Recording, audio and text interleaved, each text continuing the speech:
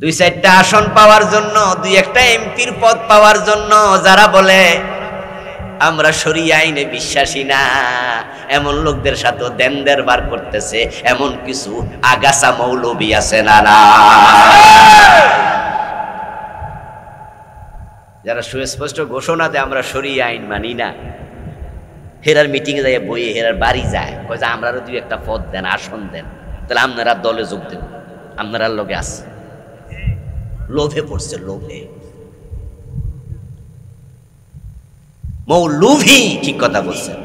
মৌ মানে মধু, মৌ মানে কি? আর লুভি, লুভি মানে কি? যে লোভ করে, মৌলুভি। এই যে কয়দিন আগে একজন নেতা বলল আমরা শরিয়া আইনে বিশ্বাসী নই, এই কথাটা কুফরি কালাম। এই কথার কারণে উনার ইমানটা চলে গেছে, উনাকে আবার ইমান আনতে হবে যদি তিনি জান্নাতে যেতে চান। উনার কথার সাথে যারা একমত হবে তাদের ইমান চলে যাবে, কারণ শরীয়ত না মানলে মানবেন কি? শরীয়ত মানে তো ইসলাম। শরীয়ত মানে কি? পাঁচ ওয়াক্ত নামাজ শরীয়ত, রোজা শরীয়ত, হজ শরীয়ত, পর্দা শরীয়ত, হালাল হারাম শরীয়ত। এখন যদি শরিয়া আইন বিশ্বাস না করেন তাহলে চোর ধরে হাত কাটবেন কেমনে? এ কোরআনটাই তো হচ্ছে শরীয়ত, ঠিক কি না?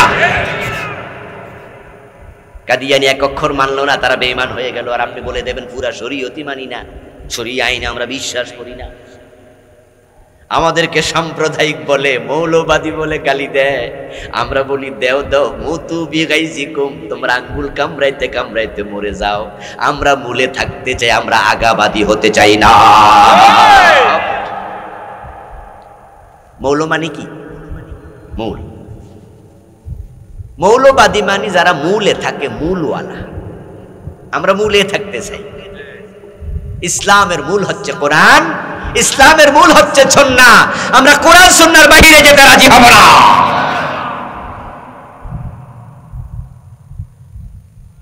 ডক্টর জাকির নায়েককে প্রশ্ন করা হয়েছিল যে আপনাদেরকে যে তারা মৌলবাদী বলে গালি দেয়, উনি বলছিলেন যে আসলে শব্দটা কিন্তু খারাপ না, তবে তারা গালি হিসাবে দেয়, এই জন্য একটু কষ্ট লাগে। কারণ তারা বলে মৌলবাদী ফান্ডামেন্টালিস্ট। তো ফান্ডামেন্টালিস্ট তো ভালো জিনিস, যারা মূলে থাকবে, তো মূল কোরআন, মূল সুন্নাহ। আমরা তো এখানে থাকতে চাই, ঠিক কি না? আল্লামা সাইদি রহমতুল্লাহ আলাইহি বলছিলেন একটি ওয়াজে যে আমরা বারবার মৌলবাদী বলে তোমরা গালি দাও, তোমরা আগাবাদী হও, অসুবিধা নাই। একটা সময় আসবে যখন আমরা গোড়ায় যারা আছি, গাছের গোড়া ধরে নাড়া দেব, তখন আগাওয়ালারা দিল্লিতে দাদার বাড়িতে পালাতে বাধ্য হবে। আলহামদুলিল্লাহ সেটাই হয়েছে। উনার এই ভবিষ্যৎবাণীগুলো সব কবুল হয়েছে, ঠিক না? বাস্তব হয়েছে। উনি বলেছিলেন যে পলানোর জন্য ইন্দুরের গর্ত খুঁজে পাবে না।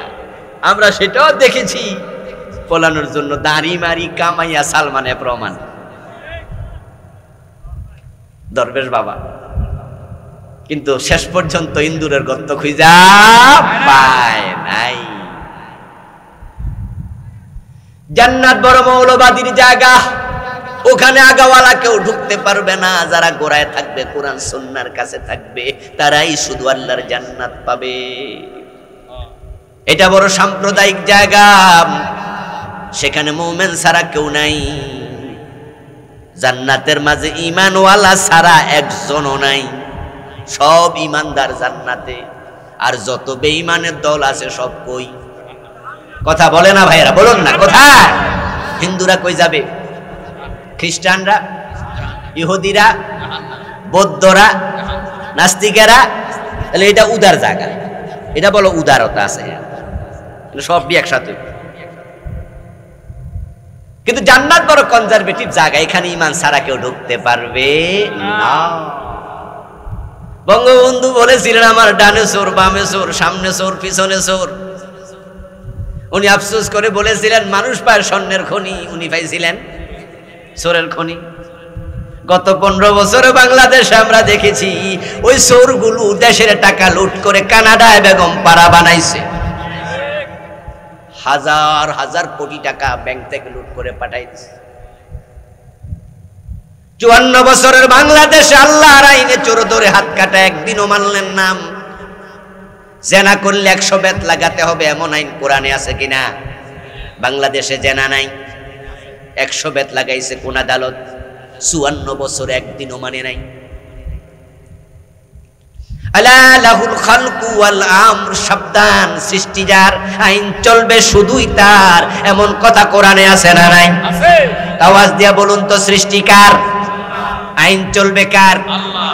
আল্লাহর আইন চলে না ব্রিটিশ আইন চলে? তাহলে 54 বছরে আল্লাহর আইন একদিনও মানলেন না, কাদিয়ানি মানে না একটা, তাই তারা বেঈমান হয়ে গেল। শয়তান মানে না একটা, তাই সে বেঈমান হয়ে গেল। আমরা মানি না কয়টা?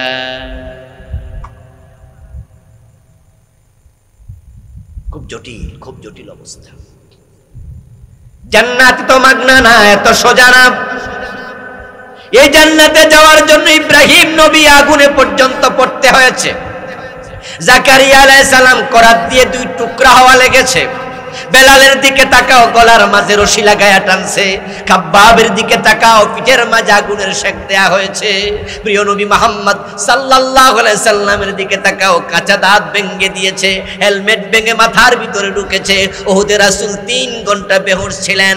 নবীজির চাচা আমির হামজার দিকে তাকাও, কলিজা ছিঁড়ে ফেলেছে। ইমাম হুসাইনের দিকে তাকাও, দেহ থেকে কল্লা আলাদা করে দিয়েছে। এত মাগনা জান্নাত পাওয়া যায় না। এজন্য আমরা কিছু মানুষ ঝুঁকে নিয়ে বলি, আল্লাহ ছাড়া কারো আইন মানি না, মানতে পারি না। যদি তোমরা ফাঁসিতে ঝুলাতে চাও, আমরা ফাঁসির মঞ্চে যেতে রাজি হয়ে যাই, আল্লাহ ছাড়া কারো আইন মানতে রাজি হব না। আল্লাহু আকবার। আল্লাহর আইন চাই, সত্যের শাসন চাই। আল্লাহু আকবার। আল্লাহ বলছে আমার আইনে দেশ চালাও। ইনিল হুকমু ইল্লা লিল্লাহ, কোরআনের আয়াত। আপনার কাছে কি মনে হচ্ছে? আপনার কাছে মনে হচ্ছে রাজনীতির ওয়াজ ঢুকে গেছে। হ্যাঁ, ঢুকেছে তো। মিশরের প্রখ্যাত একজন আলিম হাসান আল বান্না রাহিমাহুল্লাহ, অনেক বড় আলেম ছিলেন। তিনি বলেছেন, we call you to the teaching of Islam, to the way of Islam, to the rules of Islam, to the guidance of Islam. If this means politics to you, then this is our politics. আমি তোমাকে আল্লাহর পথে ডাকি, কোরআনের পথে ডাকি। কোরআনের আইনের কথা বলছি, আল্লাহর আইন আমার বাবার আইন না, আমার দাদার আইন না। এই আল্লাহর আইনের কথা বলা যদি রাজনীতি বলা হয়, এটাই হচ্ছে আমার রাজনীতি। এই রাজনীতি মুসলমান সাহেব তোমার জন্য ফরজ। আমার রাসূল কি মদিনার প্রেসিডেন্ট ছিলেন না? 10 বছর ছিলেন। এই 10 বছরে মন মতো দেশ চালাইছেন আল্লাহর আইন মতো। আবু বকর কি প্রেসিডেন্ট ছিলেন না? ফারুক আজম ওমর ছিলেন না? হযরত ওসমান ছিলেন না? আলী রাদিয়াল্লাহু তাআলা ছিলেন না? 30 বছর ছিলেন এই চারজন। অর্ধ পৃথিবী চালাইছে, অর্ধ পৃথিবী। অর্ধ পৃথিবী করেছো শাসন, ধুলার তখ্তে বসে, খেজুর পাতার প্রাসাদ তোমার বারে বারে গেছে খসে। এই যে ফারুক আজম ওমর রাদিয়াল্লাহু তাআলা আনহু অর্ধ পৃথিবী চালালেন। আপনাদের যাদের জানা আছে তারা জবাব দিন, মন মতো চালাইছে না কোরআনের আইন মতো? কোরআনের আইন মতো। সে কোরআন বাংলাদেশে আছে না নাই? 92% মুসলমানও আছে, কিন্তু আল্লাহর কোরআন দিয়া বাংলাদেশ একটা দিনও চলে নাই। বাংলাদেশে একটা চলমান কুফরি হাজার হাজার মানুষকে বেঈমান বানিয়েছে, হচ্ছে ধর্মনিরপেক্ষ মতবাদ। Secularism, secularism, secularism. যে ধর্মনিরপেক্ষ মতবাদের বিশ্বাসীরা এই 54 বছর বাংলাদেশ শাসন করেছে, এই মতবাদে বিশ্বাস করলে ঈমান থাকে না, এটা কুফরি মতবাদ। ধর্মের ব্যাপারে হয়তো পক্ষে না হয় বিপক্ষে, নিরপেক্ষ থাকার কোনো সুযোগ নাই। নিরপেক্ষ অর্থকে আমি কোনো পক্ষে না, নাকি ভাই? এটাই তো নাকি নিরপেক্ষ মানে কি কোনো পক্ষে নাই। অথচ কোরআন মাজিদের স্লোগান হচ্ছে, আল্লাহর শিখানো মূলনীতি হচ্ছে লাকুম দীনুকুম ওয়ালিয়া দীন। তোমাদের ধর্ম তোমাদের, আমার ধর্ম আমার। তাহলে এখানে দল কয়টা বলেন না ভাইরা? দল কয়টা? একটা হচ্ছে মুশরিক। ও মুশরিকেরা, মক্কার কাফেররা, কুল ইয়া আইয়ুহাল কাফিরুন লা আ'বুদু মা তা'বুদুন বলতে বলতে এক পর্যায়ে লাকুম দীনুকুম ওয়ালিয়া দীন। তোমাদের ধর্ম তোমাদের, আমার ধর্ম আমার। মাঝখানে জায়গা কই, নিরপেক্ষতা কই? আপনার নাম আব্দুল্লাহ, আব্দুর রহমান, আপনার নাম আসলাম, আপনার নাম জায়েদ, আপনার নাম আব্দুল জব্বার, এই শব্দগুলো প্রমাণ করে আপনি ধর্মের পক্ষের লোক।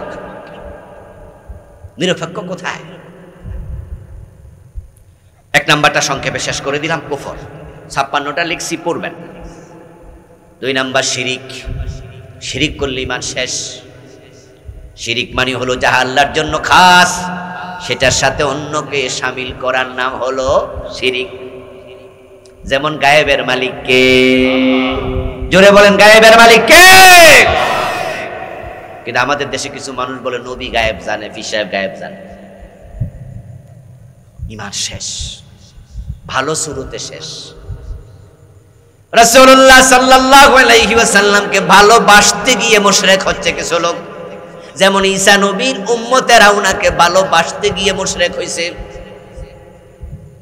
নবীজিকে ভালোবাসতে গিয়ে বলে মোহাম্মদ খোদা নিহি, अगर খোদা সে জুদা বি নিহি। মোহাম্মদ খোদা না, খোদার সে জুদাও না। মোহাম্মদ সাল্লাল্লাহু আলাইহি ওয়াসাল্লাম মানুষ কয় না, কি জিন না, ফেরেশতা না, তো কিতা কয় কিও না। বরং তারা বলে মানবেরই রূপ ধরি এক নবী এলেন ভবেতে, কুল্লু আলম লুটে পড়ে তাহার চরণ তলেতে। নাউজুবিল্লাহ পড়েন। আচ্ছা, আমরা কি রাসূলের চরণে লুটে পড়ি? কি কইলো এসব? তিনি মানুষটা, তিনি মানুষের রূপ ধরে আসছে, তুই কি?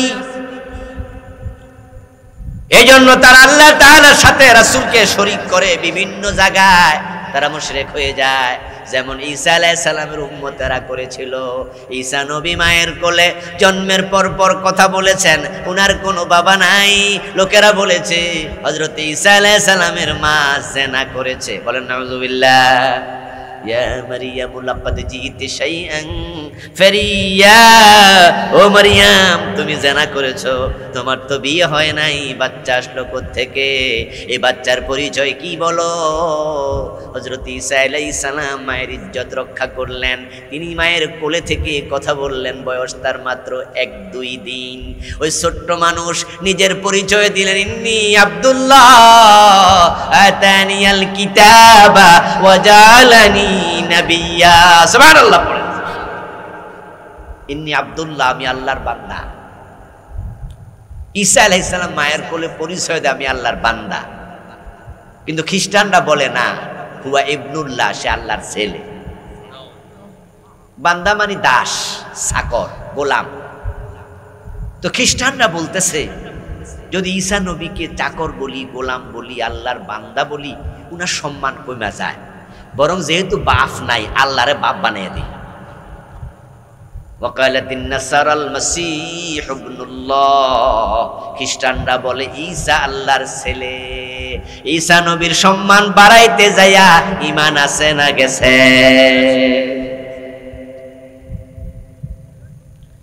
মুহাম্মদ সাল্লাল্লাহু আলাইহি ওয়াসাল্লাম তিনি গায়েবের খবর দিতেন, আল্লাহ উনাকে জানাতো, তারপর উনি জানতেন গায়েব তার নয়, গায়েব একমাত্র কার? ইন্নামাল গায়বু লিল্লাহ।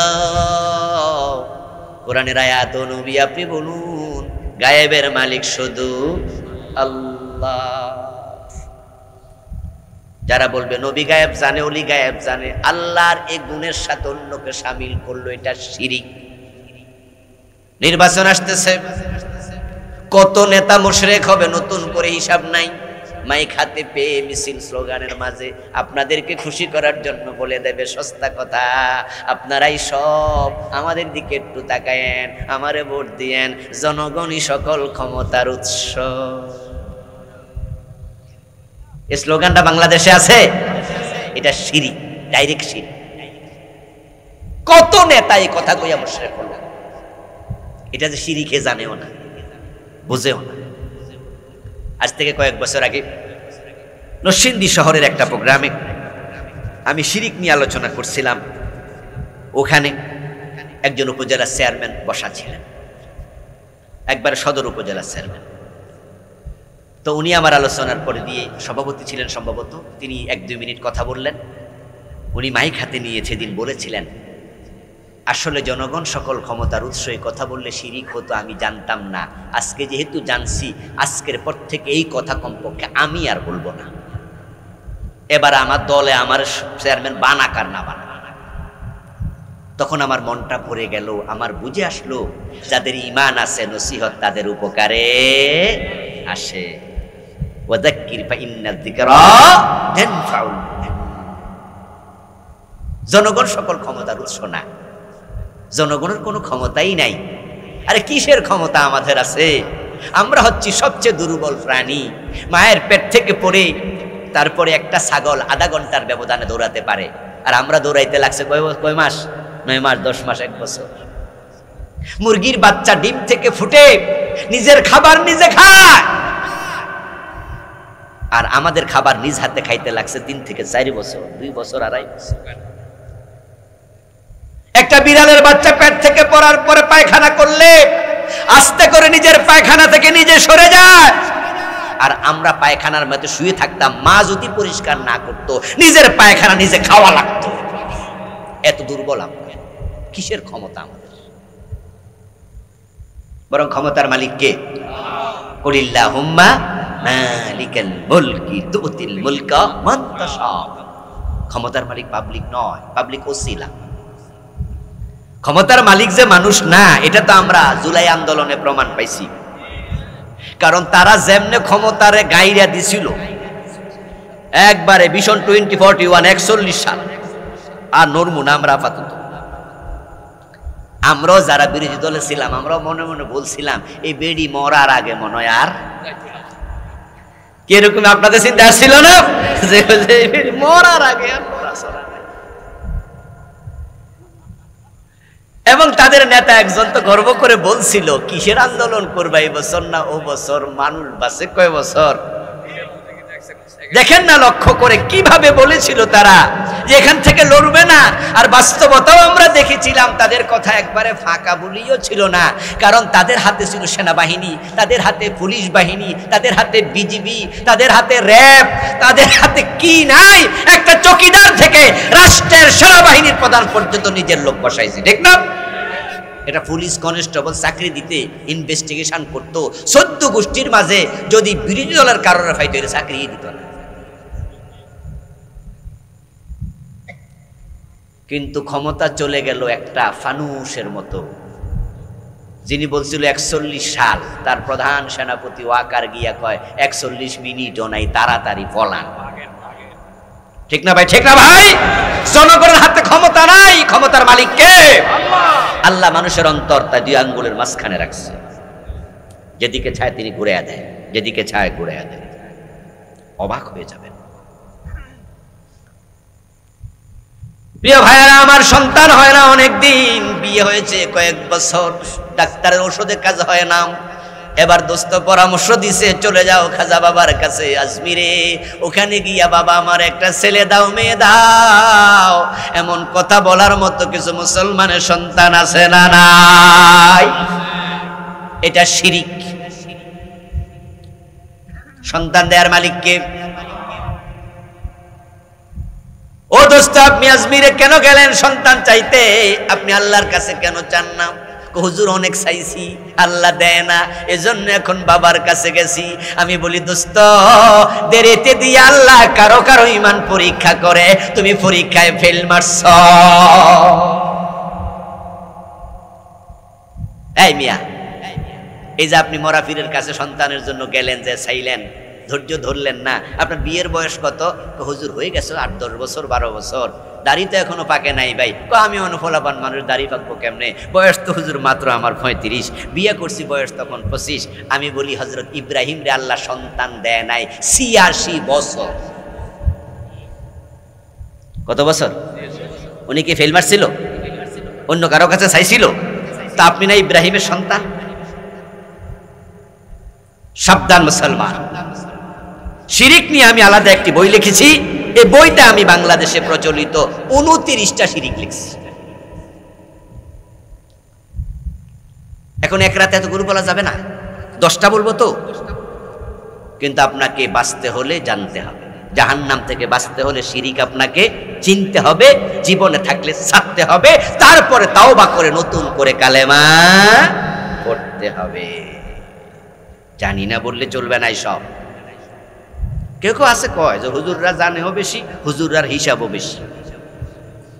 বলেনি এ সরা বাজার বসে বসে দেখবেন সাধকানে বলবে, কিছু লোক আছে হ্যাঁ বলবে যে আমরা জানিও কম, আমরা হিসাবও কম। মানে ওনারা মনে করতেছে জান্নাত একবারে মামুর বাড়ির মতো, শুধু যাইয়ে ঢুকে যাবো তোর মেয়েরা। আল্লাহ তাআলা জিজ্ঞাসা করলে বলে দেবে আল্লাহ আমি তো জানি না। আর আল্লাহ তাআলা বলবে ঠিক আছে জানো না যেহেতু বেহেশতে চাওগা, ঠিক না? এত সোজা। 3 নাম্বার হলো নেফাক ইতিকাদি, মুনাফিকি করলে ঈমান থাকবে না। এখন নেফাক থাকে অন্তরে, অন্তরের খবর জানে কে? আল্লাহ। এই বইতে আমি নেফাকের 28টা আলামত লিখছি, 28টা। আমাদের বাংলাদেশের লোকেরা বেশি বেশি করে জানে 3টা। ইজা ওয়াদা আখলাফা, ইজা হাদ্দাসা কাযাবা, ওয়া ইজা তুমিনা খানা। এই 3 পর্যন্ত আসি, বেশি সে বেশি হলে ওয়া ইজা খাসামা ফাজার। এই হাদিস পর্যন্ত এলেম শেষ হয়ে যায় অনেকের। যেই 3টা বা 4টা বললাম, কথা বললে মিথ্যা বলবে, ওয়াদা করলে খেলাফ করবে, আমানত রাখলে খেয়ানত করবে, ঝগড়া করলে গালি দেবে, এই 4টা হাদিসে আছে। তবে এটা নেফাকে আমলি, এটার কারণে ঈমান যায় না। কিন্তু এমন মুনাফিকি আছে যেটা অন্তরে ঢুকছে, ঈমান শেষ। এগুলোর আলোচনা বাংলাদেশে খুব কম হয়। 28টা। ওয়াইদা উনজিলাত সূরাতুম মুহকামা ওয়া যুকিরা ফিহাল কিতাল রাআইতাল্লাযীনা ফী কুলূবিহিম মারাদুন ইয়ানজুরুনা ইলাইকা নাযারাল মাগশিয়্যি আলাইহি মিনাল মাউত। আল্লাহ একটা বলতেছে একবার কোরআনের আয়াত দিয়া, মুনাফিক চিনো ও নবী, যখন আপনার কাছে কোরআনের আয়াত নাজিল হয় আর সে আয়াতের মাঝে জিহাদের কথা থাকে, কেতালের কথা থাকে, জিহাদের আয়াত শুনলে দেখবেন কিছু লোকের চেহারা কালো হয়ে গেছে। যারা জিহাদ পছন্দ করে না তারা মুনাফিক। গত 15 বছর তো জিহাদের ওয়াজই করা যায় নাই। জিহাদের ওয়াজ করলে জঙ্গিবাদের মামলা, ঠিক কি না? কত মামলা যে খাইছি শুধু আলেমেরা, শুধু জিহাদের ওয়াজ। কত টেলিভিশনে খবর আসতো অমুক জায়গায় 10 জন জঙ্গি ধরা পড়ছে, ব্রেকিং নিউজ। তার কাছে পাওয়া গেছে 5 কেজি গান পাউডার, 3টা হাত বোমা, শেষে লেখা আছে 5টা জেহাদি বই। এ নিউজ মনে আসেনি? জেহাদি বই পাওয়া বুঝি অপরাধ? জেহাদ কি জঙ্গিবাদ নাকি জেহাদ ফরজ ইবাদত? জঙ্গিবাদ আর জেহাদ তো এক জিনিস না। কিন্তু জেহাদি বই, কোন বইতে জেহাদের কথা লেখা আছে? পুলিশ যদি বাংলা অনুবাদ করে বুঝা লাইছে এটা জেহাদের কথা আছে, এই যে ধরছি জঙ্গি ধরা পড়ছে। তাহলে আপনাদের কাছে আমার প্রশ্ন, আল্লাহর কোরআনে জেহাদের কথা আছে না নাই? আছে। তাহলে কোরআন থাকলেও কি জঙ্গি মামলা খাওয়া লাগবে? জিহাদ একটি ইবাদতের নাম। নবীজি নিজে ছিলেন মুজাহিদ, 27টি যুদ্ধে তিনি ছিলেন সেনাপতি। 27টি যুদ্ধে একজন সাহাবীর নাম বলতে পারবেন না। একজন মুজাহিদ সাহাবী, একজন সাহাবীর নাম বলতে পারবেন না যে সাহাবী ক্ষমতা থাকার পরও জিহাদে যায় নাই।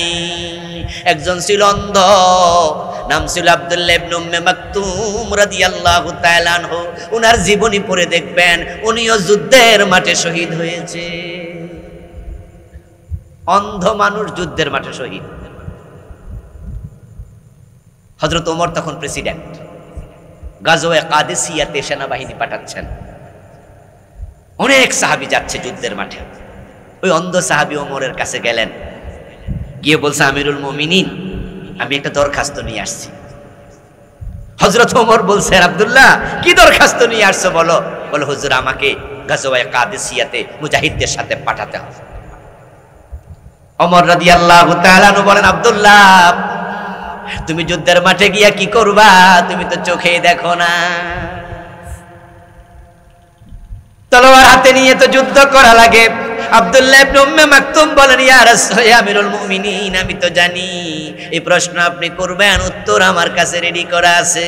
আমি তলোয়ার হাতে নিতে পারবো না, চোখে আমি দেখি না, তবে কালেমার পতাকাটা আমার হাতে যদি আপনি তুলে দেন, ওয়াদা দিলাম জীবন থাকতে কালেমার পতাকা মাটিতে পড়তে দেব না। হুজুর, কালেমার পতাকা হাত দিয়ে তুলে ধরতে তো আর চোখ লাগে না, আমি 2 হাত দিয়ে আপনি ধরে রাখবেন। হযরত ওমর ওনার উত্তর শুনে কনভিন্স হলেন। কি আগ্রহ জেহাদের মাঠে যাবে, জেহাদের মাঠে গেলে হাদিয়া তোবা পাওয়া যায়, ঠিক না?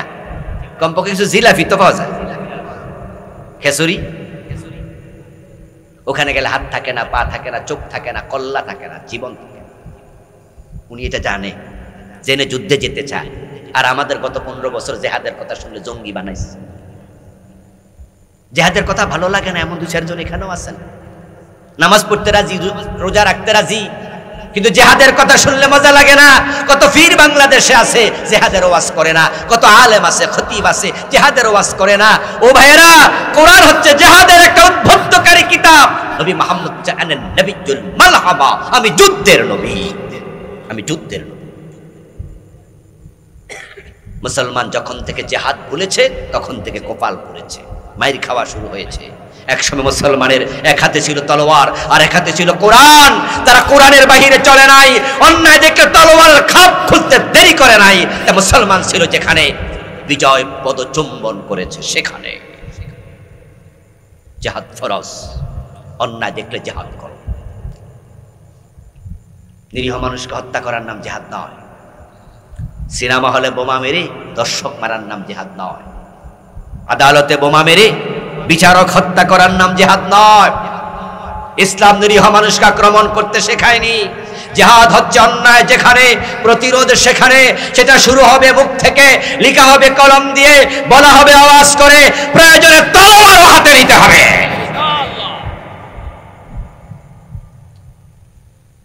প্রিয় ভাইরা, 4 নাম্বার হচ্ছে যে কাজ করলে ঈমান চলে যায়, আল্লাহ এবং তার বান্দা এর মাঝখানে অন্য কাউকে মাধ্যম বানালে। আমার কথা তো আল্লাহ শুনবে না, এজন্য আমি একজনের মাধ্যম বানাইতে হবে, উনারে দিয়া কয়তে। এজন্য গাছের বড় কাঁঠালটা বাবারে না খাওয়াইয়া পীর সাহেবের বাড়িতে নিয়ে যায়, হুজুরকে খুশি করতে হবে। পীর সাহেব খুশি হলে আমার নামাজ লাগবে না, উনি আমার জান্নাতে নিয়ে যাবে, এমন চিন্তা বাংলাদেশের 2-4 জন লোক আছে না? হ্যাঁ, ওরা গান পর্যন্ত বানাইছে। আছেন আমার মুক্তার, আছেন আমার ব্যারিস্টার, শেষ বিচারের হাইকোর্টেতে তিনি আমায় করবেন পার, আমি পাপী, তিনি জামিনদার, টুনটুনা টুনটুন দোতরা বাজাইতেছে। এক ওয়াক্ত নামাজও পড়ে না, পীর সাহেব নাকি জান্নাতে নিয়ে যাবে। এই জন্য ওর জন্য জান ফানা ফিল্লা করে ফেলবো। আহারে মুসলমান, আল্লাহ এবং বান্দার মাঝে কোনো মাধ্যম দরকার নাই। নবী সাল্লাল্লাহু আলাইহি সাল্লাম আমাদের কাছে আল্লাহর মেসেজগুলো পৌঁছিয়েছেন, আমরা কালেমার স্বীকৃতি দেব, তারপরে আমরা ডিরেক্ট আল্লাহকে স্মরণ করব। ফাজকুরুনি আযকুরকুম, মাঝখানে কোনো দরকার নাই। মক্কার মুশরিকেরা মূর্তিকে মাধ্যম বানাইতো, মা না'বুদুহুম ইল্লা লিয়ুকাররিবুনা ইলাল্লাহি যুলফা। 5 নাম্বার, কাফের এবং মুশরিক যারা, তারা জাহান্নামী। যদি কেউ সন্দেহ করে ঈমান থাকবে না। কেউ কেউ বলে, আমি নিজে শুনেছি, বলতেছে হুজুর কত হিন্দু আছে ভালো কাজ করে, বলতেছে কত হিন্দু আছে ভালো কাজ করে, স্কুল বানাইছে, ব্রিজ কালভার্ট বানাইছে এবং সুদ ঘোষ খায় না, তো হিন্দুরা বুঝি বয়স তো পাইব না, তো এত ভালো কাজ যে করে। উত্তর কি? উত্তর হলো তাদের ভালো কাজের ফলাফল আল্লাহ তাদেরকে দুনিয়াতেই দিয়ে দেবে। أذهبتم طيباتكم في حياتكم الدنيا واستمتعتم بها। কুরআন মাজিদ আল্লাহ বলছে, যাদের ঈমান নাই তিনি তাদেরকে বলবেন তোমার যত ভালো কাজ ছিল এগুলো সব নিয়ামত আমি দুনিয়ায় দিয়ে দিছি, আখিরাতে জান্নাতের নিয়ামত কপালে নাই। যার ঈমান নাই তার কপালে জান্নাত। 6 নাম্বার, নবীজির আদর্শ ব্যতীত অন্য কোন ব্যক্তির আদর্শকে শ্রেষ্ঠ মনে করলে ঈমান শেষ। আমাদের আদর্শ হচ্ছে মুহাম্মাদুর রাসূলুল্লাহ সাল্লাল্লাহু আলাইহি ওয়াসাল্লাম। কিন্তু যুবকেরা নির্বাচনী পোস্টারে, ব্যানারে, বাড়িতে সুন্দর করে লিখে রাখে বিভিন্ন জায়গায় পেস্টুনে, আমি অমুকের আদর্শের সৈনিক। বেঈমান হয়ে যাবা। লাকাদ কানা লাকুম ফি রাসূলিল্লাহি উসওয়াতুন হাসানা, আদর্শ একজন মুহাম্মাদুর। 7 নাম্বার, ইসলামের কোন বিধানকে অপছন্দ করলে ঈমান শেষ। ছেলে ভালো, পছন্দ হয়েছিল, ইঞ্জিনিয়ার, ডাক্তার, অনেক শিক্ষিত, কিন্তু মাইয়া মুখে দাঁড়িয়ে আছে তো, তাই ছেলেরে পছন্দ করে নাই, তাই বিয়াটা হইল না। ছেলের দোষ নাই, দোষ কিসের? কথা বলে না ভাইরা, বলেন না। দোষ কি ছেলের না দাড়ি? কোনা না, ছেলে শিক্ষিত, ছেলে ইঞ্জিনিয়ার, দেখতেও সুন্দর, ঝামেলা হয়েছে দাঁড়িয়ে আছে, মেয়ে পছন্দ। দাঁড়িয়ে রাখা সুন্নাহ, না রাখলে ঈমান যায় না, গুনাহ হয়, কিন্তু অপছন্দ করলে ঈমান। কিছু কিছু কথা আছে মুখে আনতে নাই, চুপ করে থাকো, ভালো না লাগে চুপ করে থাকো। তোমার মেয়ে ছেলে পছন্দ হয় না, চুপ করে থাকো, বলিও না দাড়ির কারণে অপছন্দ হয়েছে, বরং বলো যে না বিয়েটা হবে না, আমরা সরি, কমপক্ষে ঈমানটা যাবে না। কিন্তু দাড়ির কারণে পছন্দ হয় নাই, এই কথাটা ব্যক্তির উপরে না, স্বয়ং নবী মুহাম্মাদুর রাসূলুল্লাহর উপরে পড়ছে। আমার রাসূলের মুখে দাড়ি আছে না নাই? তোমার মেয়ে তো আমার রাসূলকেও দেখলে পছন্দ করতো না। আরে কোন কারণে ঈমান যায় বুঝিও তো না, এই হালকা কারণে ঈমান চলে যেতে পারে। 8 নাম্বার, ইসলামের কোন বিধানকে নিয়ে ঠাট্টা বিদ্রুপ করলে ঈমান চলে যায়। কথা বুঝতে পারছেন? হ্যাঁ, দাড়ি রাখছে, দাড়ি, মুখে দাড়ি আছে, তবে সাফায় নাই, শুধু কিছু থুত নিতে আছে, এটার নাম দিছে কি দাড়ি?